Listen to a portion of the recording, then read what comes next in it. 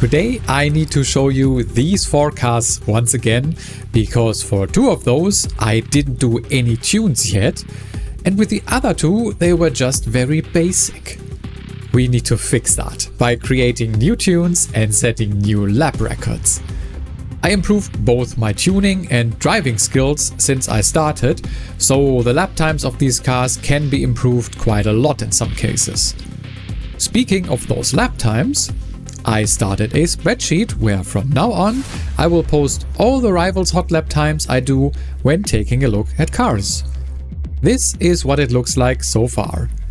I tried to color grade the lap times so you get a rough idea of how well a car performs. Take them with a grain of salt though, since they are still very much dependent on my tuning and driving skills and my personal driving style. There is also some additional info in the sheet, which I have linked in the description. Welcome back to HD Racing. If you're new around here or haven't subscribed yet, please consider doing so, that would really help me out. I hope you will enjoy the tunes I have for you today. We will take a look at these 4 cars. The times for these are either non-existent or not very good, and it's the same for the tunes. As I said before, for 2 of those the tunes were just very basic, and my pace on Barcelona also improved quite a lot since I drove them, and for the other 2 I didn't do any tuning yet. So without any further ado, let's take a look at the Lamborghini Essenza first. We did take a look at this one in the very first quick look episode, and I also used it as an example in the tuning guide video. But I think a lot has changed since then. And one of those things you maybe already heard. It's the engine sound. Have a listen.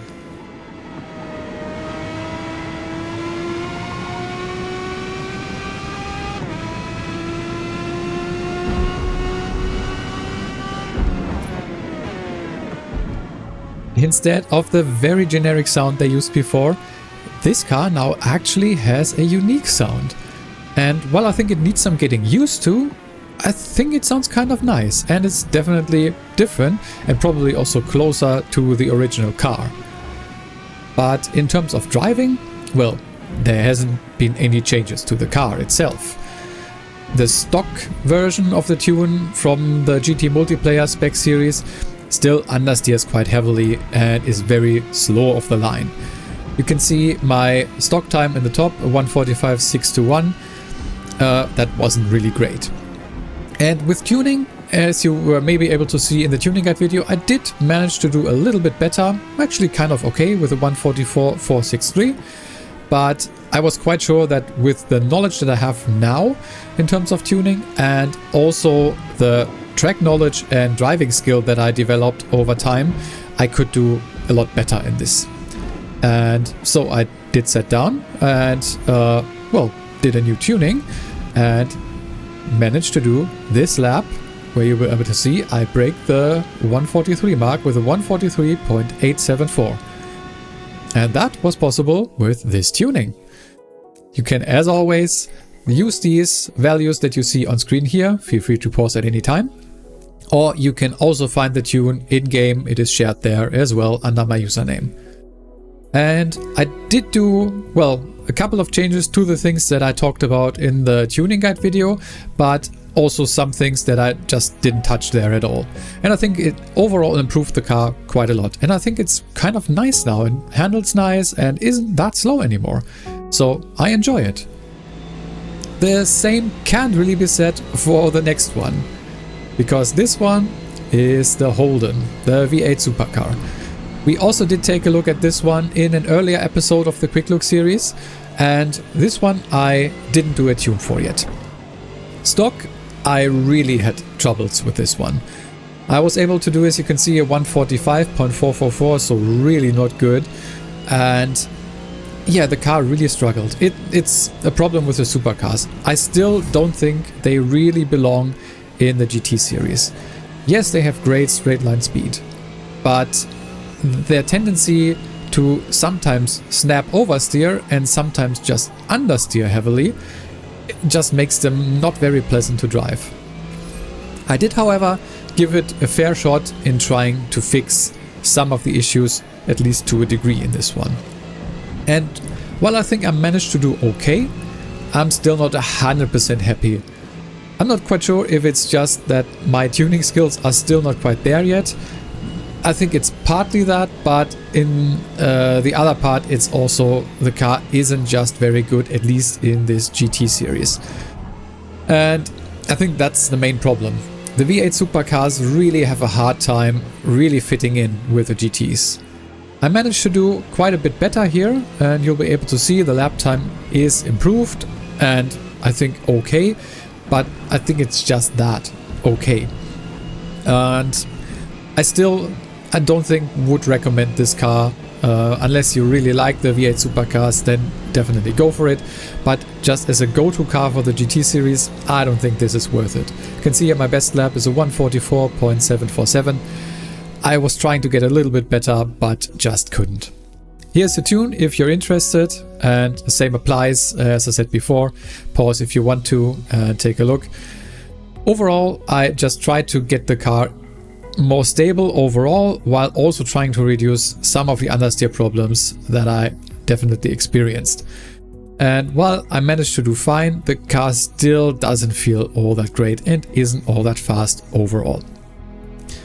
The same, however, can really be said for our next car. And that is the Acura NSX. This one, I think I slept on a little bit. I used it in the very beginning and I had a little bit of trouble in terms of being consistent with it in the stock tune. As you may remember, I used this one and I got a good lap time with a 144.646. It's good for a stock tune, not amazing, but it's okay. And with tuning, in the tuning guide video, which is also where this one was featured, I managed to get way more consistent and also managed to do a little bit of a better lap time with a 144.411. But I always had this nagging feeling because I knew the car was very strong that I could do a lot better in it. But so far I didn't really take the time to do that. And I think while my tune in the tuning guide video wasn't bad, it lacked in terms of getting more lap time out of this car. I think it was overall just too safe. And while I still tried to make it a safe and stable drive, I wanted to make this faster with good rotation that you can control. And I think I really managed to do this. It's one of those cars where once again I was quite surprised how fast this thing can go. And you'll be able to see the lap time. It's gonna be quite ridiculous. I was really surprised myself. So far, as you can maybe already tell in the top left, I was already able to easily get in the 143s. But the lap time you're gonna see here is gonna blow that out of the water. Just wait for it as we make our way to the finish line here. Already almost half a second up, and that's a 143.391. That's like even faster than in the Dodge Viper and in the next car that I'm gonna show you, which already were quite good. And well, here is the tune for the Acura NSX. And as I said, I think this really feels amazing to me. I know this is a DLC car. This is one that you have to buy extra. This is not included in the base game, which is a shame. So it's kind of similar to the Audi in a way. It's not as overpowered as the Audi, but it still is very strong. So yeah, I was debating whether or not to actually show this tune, but it's so good that I really wanted to regardless. For this next one though, which is the BMW M8, this is not a paid car. This is a car everyone can use because you can just buy it with credits. And this one I also did take a look in a quick look episode where I still didn't do tunings, so I only managed to do a lap in the stock variant, which was a 144.736, which was in the okay, decent to good range. So I was kind of happy with the car. It felt nice to drive, but it had some problems and it wasn't very fast. And with this one I did sit down quite a lot and yeah, managed to actually, I think, get a good tune together here.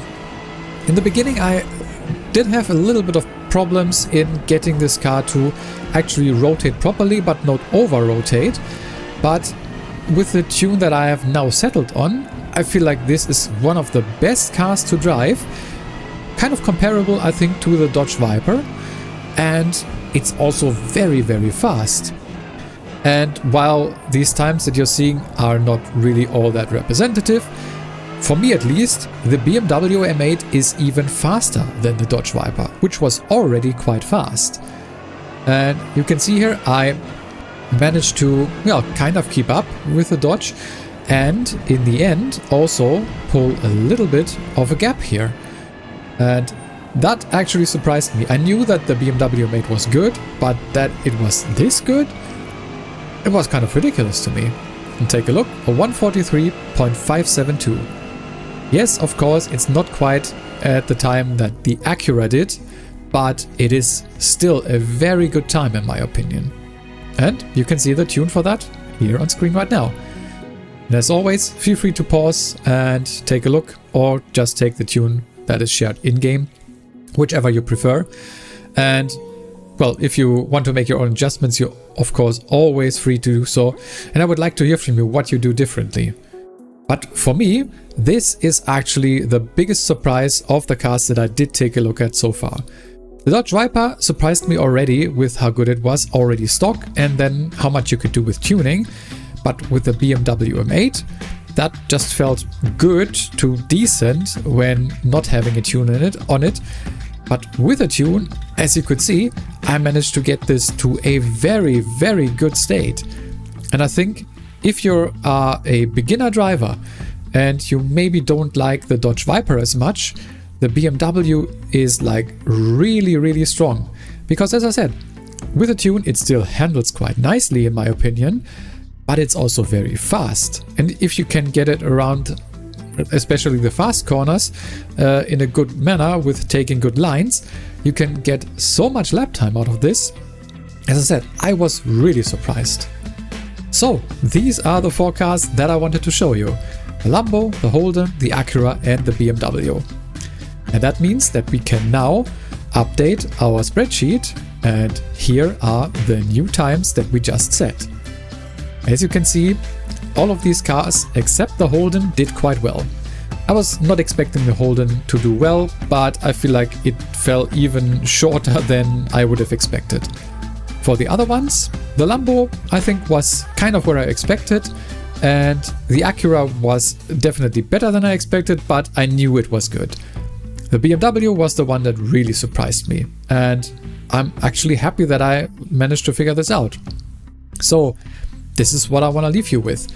As I said, the spreadsheet is linked in the description below if you want to take a look, and there is some more additional information also with a little bit of a short opinion on the car from myself, so you get a rough idea if you just want to take a look at the table. As I said, take these times with a grain of salt. There is definitely quite some variance in these, but I think it's a good general guideline. And with that, I just want to say, if you enjoyed this, leave a like on the video and let me know how you get on with the tunes. And with that, thanks a lot for watching. I've been HD Racing. I will see you in the next one.